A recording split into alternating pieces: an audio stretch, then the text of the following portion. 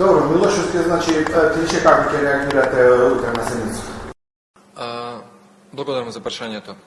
Прво би сакал да дадам едно објаснување. За преговарачка рамка, според Уставот, надлежен орган кој што ја прифаќа или одбива е владата на Република Македонија. Владата е уплашена од револтот на граѓаните и се обидува преку собранието да амортизира и пратениците на владеачката коалиција да ги искористи како алиби, како бројка, за наводно прифаќање на францускиот предлог, за кој што собранието нема надлежност. Се расправата е сведена на информација, а информацијата според деловникот е најнискиот ранг на расправа во собранието. Сметам дека и понижувачки дури за самиот процес. Тоа што Бујар Османи и Ковачевски немаат храброст да го објават македонско-бугарскиот протокол и да има сериозна, реална дискусија во јавноста, ќе биде сведено на театрална козметика во Македонското собрание, која што потоа тие ќе искористат за она што веќе го одлучиле да кажат да на овој предлог кој што сметаме дека е штетен и ќе донесе само ретроградни политички процеси и тензии за некаква историска ревизија во следните 10-15 години. Во секој случај, пратениците на ВМРО-ДПМН аргументирано ќе го разобличат овој предлог и неговата штетност и ќе бидат против овој театрален обид собранието да биде искористено како алиби за она што во понеделник или вторник владата на Ковачевски и Османи ќе каже да за овој предлог.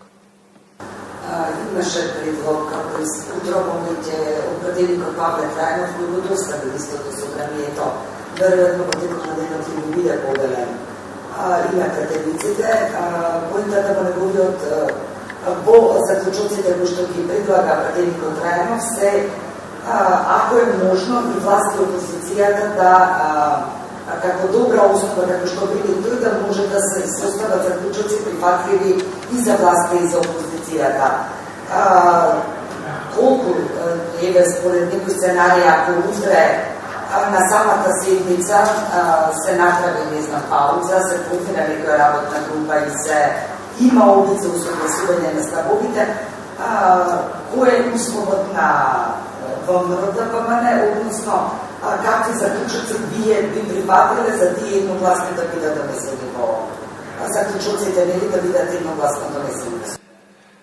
Заклучоци по однос на оваа бенигна информација би имале смисла само доколку истите ги прифати владата, а имаат за цел да се направи корекција, а не прифаќање на францускиот предлог. Корекција со која што од францускиот предлог ќе се исфрлат билатералниот протокол и сите други уцени, вклучувајќи измената на Уставот, кој што Македонија ќе ја внесат, доколку е вака прифатен, во еден ретрограден процес на политички кризи и тензии во следните 10 години. Во таков случај би имало смисла да се градат заклучоци, а владата да го направи обидот до Брисел и до Париз, да ги искаже своите сериозни забелешки, овој предлог да го одбие и дипломатијата да се вклучи поактивно, не во барање на предлог кој што нуди можност за фотографирање во Брисел и политички кризи дома, туку предлог кој што нуди предвидливост на процесот на европеизирање на државата.